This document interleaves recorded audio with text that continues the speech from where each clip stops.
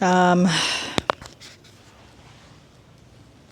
Hello, friends.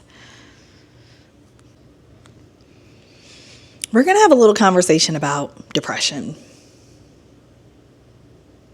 We're going to have a very honest discussion about how I have lived through and managed depression, unofficially diagnosed until recently, knowing that something was happening and labeling it as anxiety, which ultimately is a symptom. But I'm going to talk to you about how I got to the root of what's really going on, kind of the emotions I had to navigate, and the strategy that I will be utilizing at least for the next couple of months to see if I can improve my wellness in partnership with my medical professionals and with, GOD. So let's get into it. I don't know that I'm not going to cry. I don't know that I'm not going to ramble. I do know that I'll be honest. And I do know that my desire is that this reaches as many creative, as many professionals, as many entrepreneurs, as many women, as many people as possible, so that this becomes a less stigmatized conversation and one that's just understood better. I am getting my own understanding for the first time without the fear and the shame, because it's so important to me to thrive in my life. And I recognize, I teach the power of recognizing our patterns. And this is one that I've noticed for a while that I haven't given a name to, and I was afraid to give a name to. So now that it has a name, I feel very confident and caring for myself and making adjustments to better improve my life, ultimately. Before I get too far, happy April and happy PMDD Awareness Month. Premenstrual Dysphoric Disorder Month. This video is 100% because I discovered that that's what this is, and I'm looking forward to sharing my journey.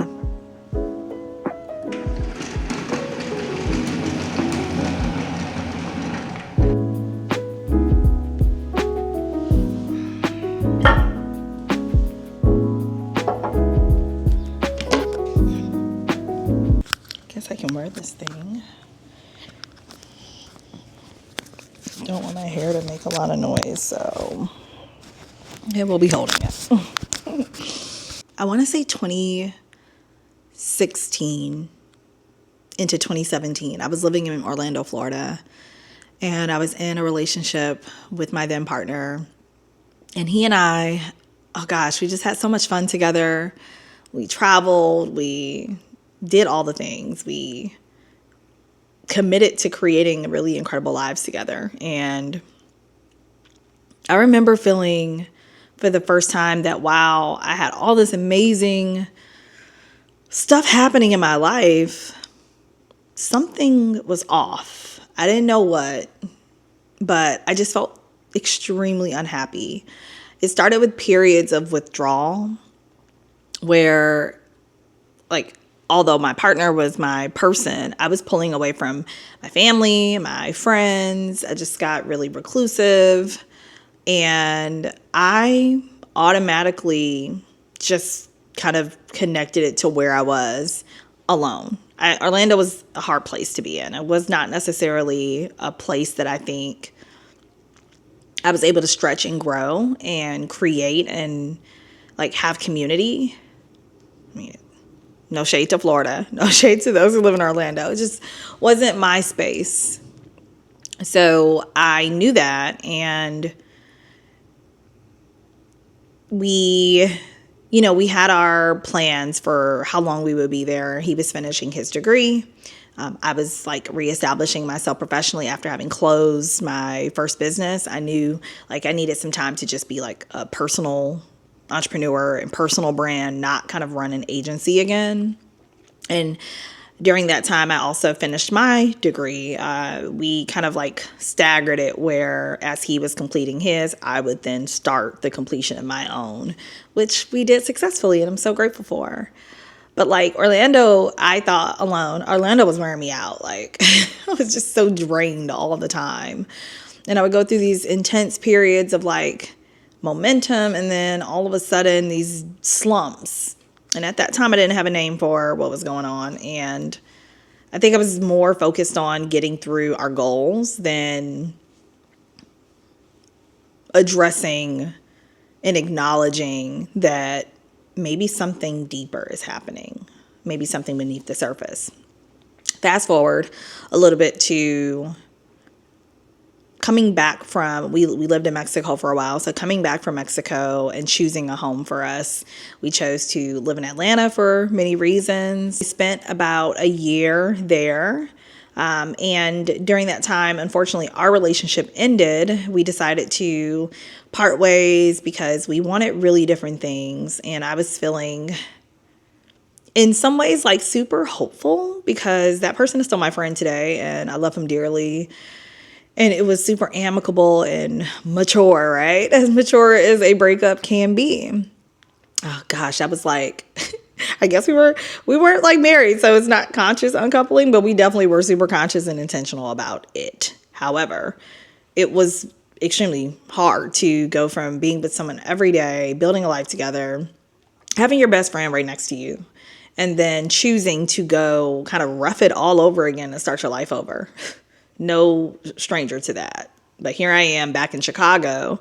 And, I've been tracking and noticing my mood shifts and changes. And I always was like, oh man, I don't want to be the stereotype PMS. Like, you hear about it all the time. Women are constantly, it's a constant joke in our world and our society that women are so emotional and we can't control our emotions and all of the things, all the stigmas that are said about women.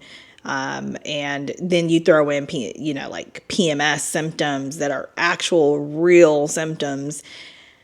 And I don't know, it makes you shy away from having those conversations, not just with your loved ones, but honestly, even with yourself sometimes. In my case, speaking for me, it was, I'm good. Like, I didn't have any physical, and I never have had any true physical symptoms during my cycle. But I know many women who have struggled physically through their cycle. So I just thought to myself, I've got to be good. I'm not cramping. I'm good. At least that's what I thought. And I thought that for many, many years. So, when I'm timeline hopping, but, just stay with me. In 2020, towards the end of 2019, and definitely in 2020, when the world shut down, I spent so much time alone. And for years, I have said that I am an introvert. I am an introvert. I prefer my solitude and my space alone. I think that's a true statement. I like my space. I also love my friends. I love the people that I love and I love them down. So I don't mind sharing and being in communion with my community and my people. But I definitely prefer more of my time alone, or in intimate relationships. So again, 2020, however, I got a drastic dose of that, like a lot of people in the world. And I probably spent 90% of my time solo, maybe more. I mean, I can't fake it. Like, I moved to a new city, was living by myself. I spent every waking day for the first at least year, mostly to myself, building connection through virtual relationships, kind of trying to keep the channel of communications open because I know how important that is for my mental health. And I'm an advocate for mental health and mental health awareness. I always have been. So I have no problem or shame having that conversation. What I did not know, however, during that time, and started to recognize more towards the end of 2020 into 2021 was the extreme lows that I believe were exacerbated by that time alone, and how all of a sudden, a couple weeks or the week leading up to, my period, to menstruating, I wasn't okay. And I remember, like, trigger warning, I remember getting so low. I've never dealt with depression at that time. I didn't have that label, right? But feeling so low that I did not want to be alive. I've never struggled with that. But that particular time in my life, I remember feeling so low. Just this one isolated time I remember. And I mean, there was a lot happening in life, personally, globally. Like it was just, I would say, a compound effect. But I remember thinking, I don't want to be here. Not thinking I want to harm myself, not necessarily having what I would consider suicidal thoughts, but like a feeling of complete apathy. And that's when I knew something was really wrong. I use that term loosely, but something was not well within me. So I turned to God. I got me a therapist again, and that's when I kind of jumped back into therapy for the first time after a few years. In therapy, as I'm healing and working through these things, I still don't see this pattern that is every few weeks on the clock, on the dot. I feel not so great. Sometimes it's worse than other times. Other times, like it might just be a low energy day, a low energy couple of days, some cravings, a little irritation, frustration, sadness, apathy, withdrawal, sleep, excessive sleep. I don't want to do anything. Canceling of meetings. Pulling away from the people I'm in relationships with. Stopping my projects.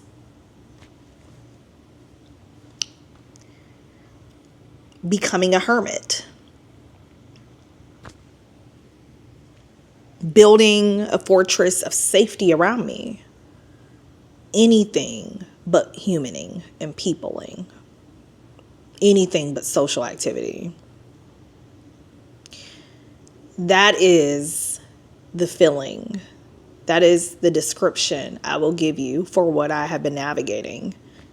Maybe for many, many years, but absolutely even more since I have turned 30.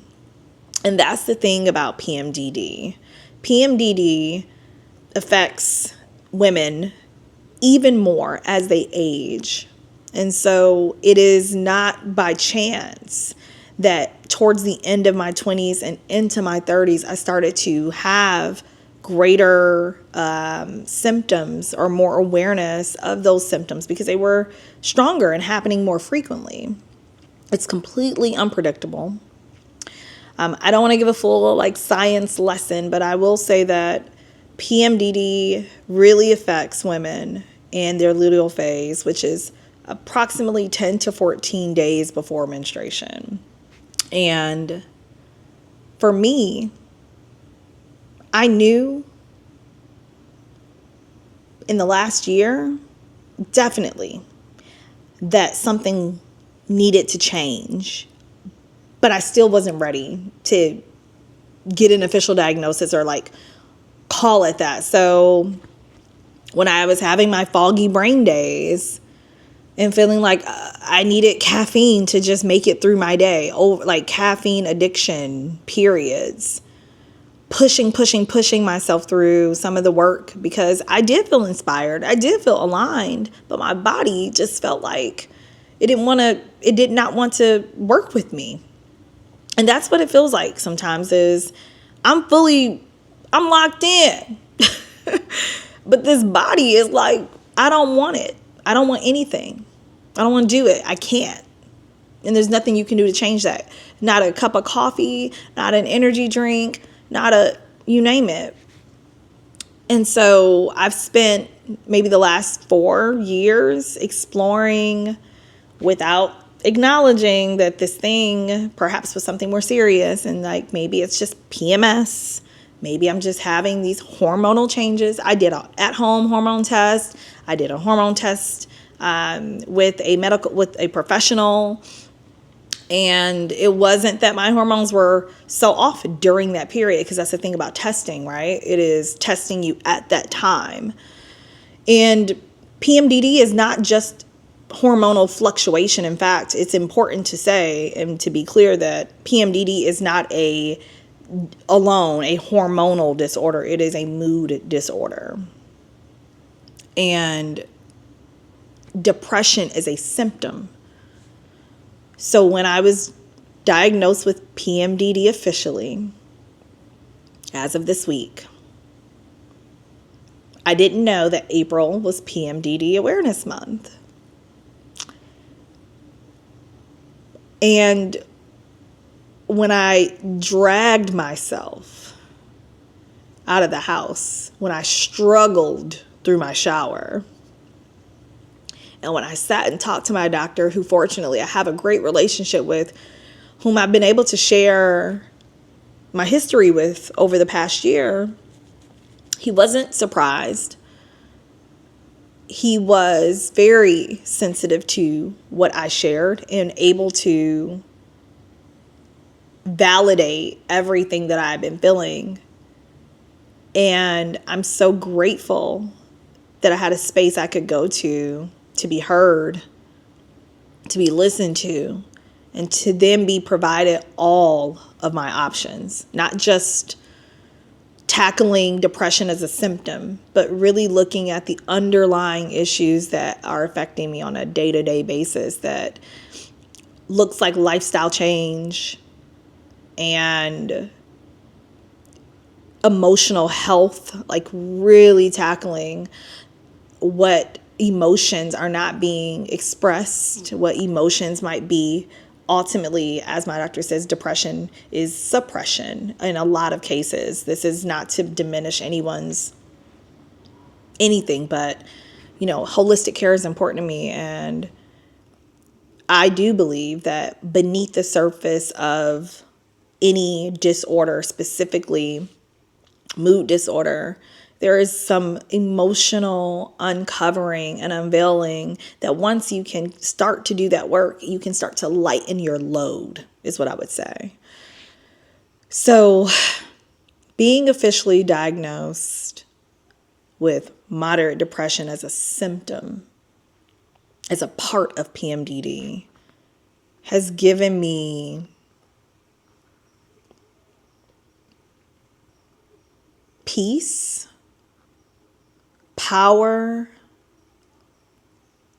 authority, a sense of control again, because I have felt so out of control.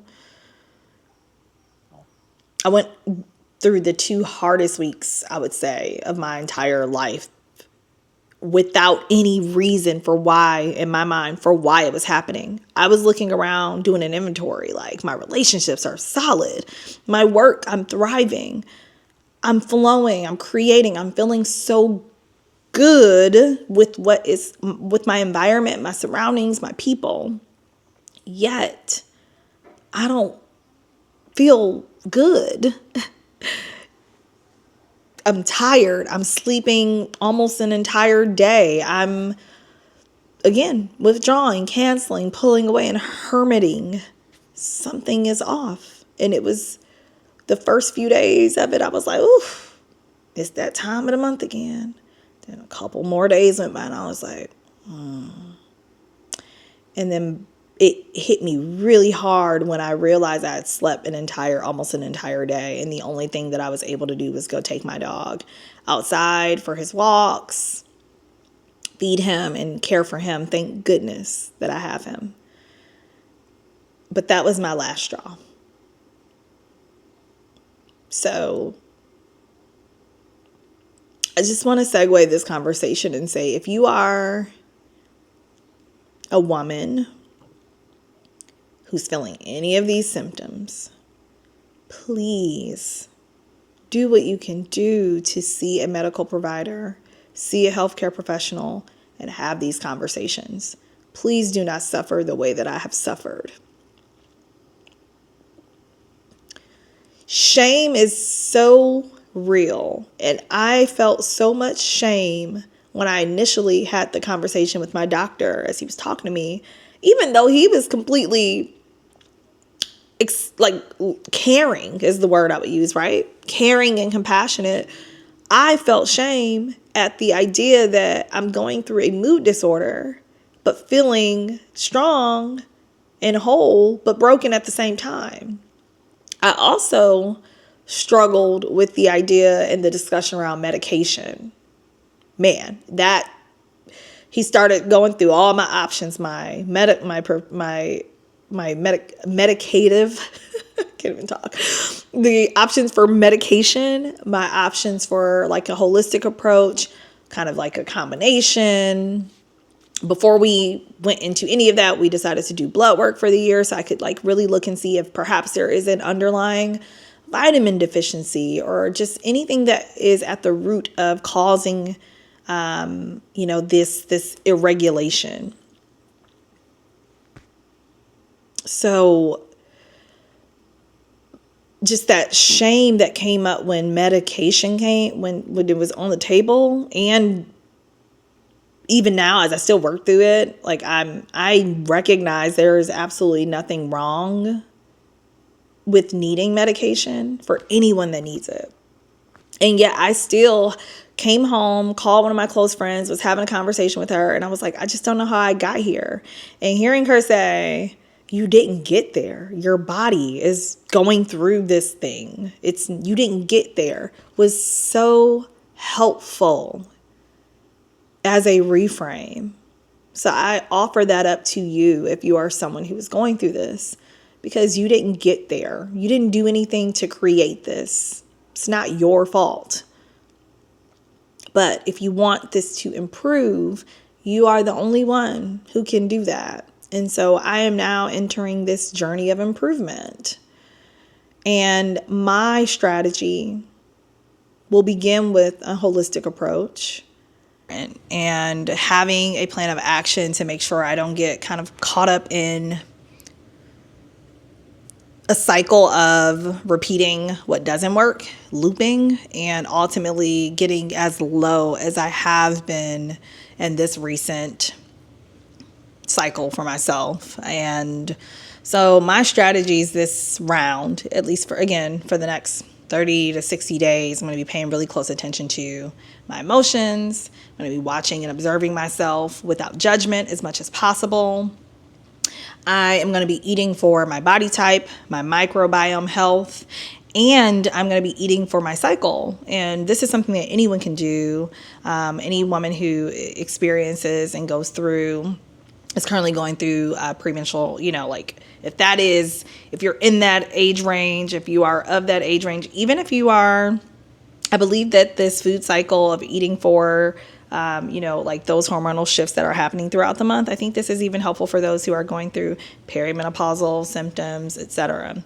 So eating for my particular cycle, which ultimately has 4 phases, making sure that the foods I'm eating, for example, right now, it's all about like getting extra citrus and making sure if I were to eat meat or if meat is a part of my diet, I'm getting meat in this particular cycle I'm in right now. So that's one of my strategies.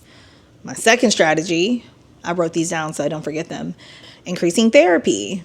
I once was going weekly, and then I was in a really great place. And so my therapist at the time was like, we could go to bi-weekly, and then we transitioned to like a once a month maintenance session.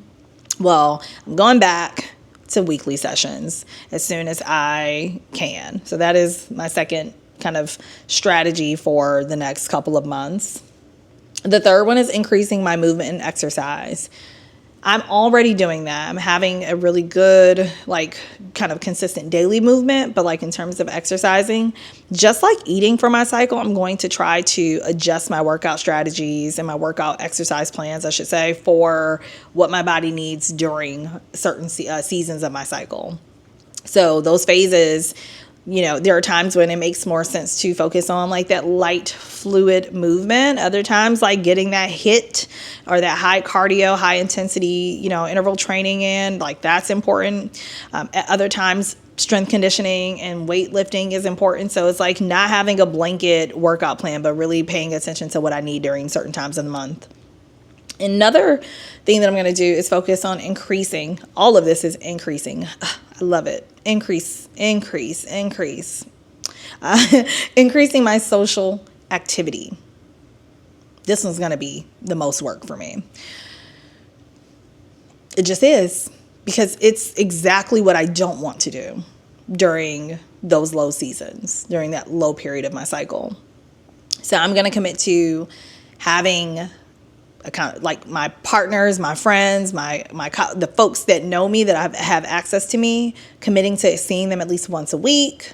And especially during that, because I track everything, like knowing when that luteal phase is leading up to it, actually having a date on the books for time with friends, hanging out, having a good time, right? Something to distract me and keep me out of my little nest that I would typically build.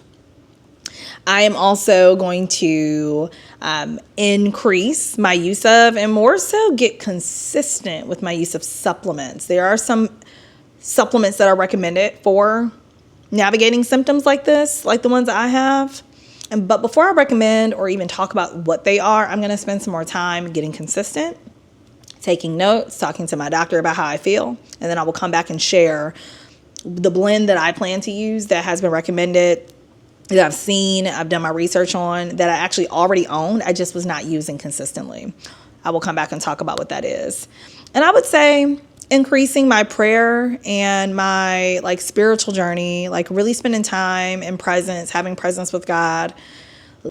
April being PMDD Awareness Month was completely, like I literally found out today as I continued to do my own personal research. And I find it so beautiful. I'm so grateful to God. I'm so grateful that I am always intuitively led to exactly what I need at the right time, in the right season, always. I'm so, so, so grateful that I call myself, my name is Rachel, and in Hebrew it translates to lamb. And I'm so grateful. I've been saying this so much in the last decade, at least, that I am God's little lamb. I'm so grateful that I'm covered and cared for and protected and provided for at all times. And I'm so grateful that I'm courageous enough to share something like this, because I do realize every aspect of our lives, like, I understand privacy, and I understand how some of these things are sensitive conversations that someone else might feel like, you should keep that to yourself, or you shouldn't share that with the world, or you should get to a point where you're stronger or in a better place before you offer any advice. So to those people, anybody who would feel that way, I would say to you, this is not advice. I ain't giving advice.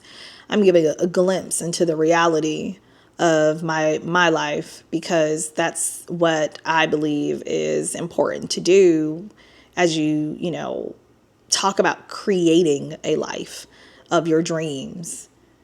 My life of my dreams is not suffering in silence, and it surely isn't living a half-assed life, one that asks me to water down, how I show up. So either you're rocking with my truth or you're not. And I know that my people are here sending me love, and I appreciate you for the prayers, for the positive energy, for the calls, the texts. I especially want to say to those of you who check in on me, because I do get quiet, right? I do go through long periods of withdrawal. I have, and it doesn't go unnoticed. My folks be checking on me, and I'm grateful for that. Thank you. Thank you for being all that you are without even knowing how much you were needed. And thank you to every courageous woman who is sharing their stories during PMDD month. I wish you so much love. As I'm going through my journey of acceptance and healing, I send it right back to you and pray that your journey is able to be navigated with ease, peace, grace, and flow. I am looking forward to sharing how the next 30 to 60 days goes on a more natural supplement journey, along with what comes up when we look at my blood work together to see if maybe there was anything, vitamin deficiencies that I can, work to improve. And should I decide at any point to try traditional medicine and the options for prescribed medication, which include things like antidepressants or for focus and for being able to get back into my rhythm with work. There's multiple things that were options. Should I decide to go that route, I would look forward to sharing that wholeheartedly and transparently, because the whole purpose of why I'm sharing this video is for my own accountability, but also to hopefully give a voice to the creators, the entrepreneurs, the women, the people in relationships with women who are observing them and holding them and nurturing and caring for them, who may not understand what this feels like. So if you have a mother, a sister, a partner, the mother of your children, an ex that perhaps had or displayed some of what I'm sharing, I hope that this reaches you and gives you some compassion. And if you're navigating this, I hope it reaches you and gives you self-compassion. Because it's not easy, but it's not impossible either. I'm looking forward to, what comes next, and thank you.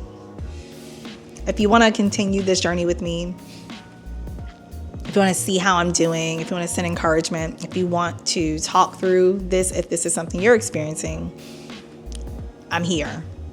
I am here. I'll share with you ways to connect with me. This is not a promotional video. This is a way for me to just say you're not alone. And I appreciate all of you in my community who uplift, hold me up, keep me lifted. I really appreciate you. I believe that this is going to be an amazing year ahead, and I feel so much more empowered and powerful and ready to take on this next phase of my life with the tools, strategies, and support that I've shared with you today. So again, happy PMDD month, Awareness Month. Go love up and hug up on the women in your lives who may be experiencing this. All right.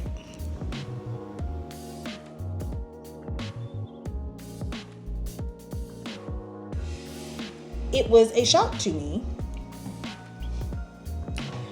It was a shock to me when I discovered that at about 31, by the end of my 31st year into my 32nd, the baby was going through some major hormonal fluctuations. And it shows up for me, or it has shown up for me, with very low